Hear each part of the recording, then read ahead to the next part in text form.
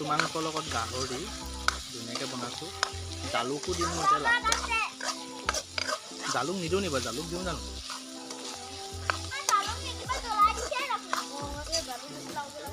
অলপ পানী দি ধুনীয়াকৈ জুইব দি দিছোঁ।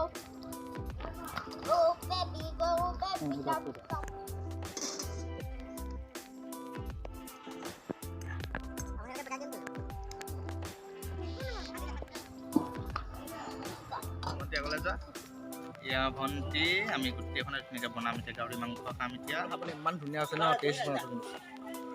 দাদা এইফালে আহা। এয়া আমাৰ ভণ্টি, আমাৰ ৰাজা, ই আজি বাৰ্থডে পাৰ্টি দিছে আমাক, আমাৰ ভণ্টি।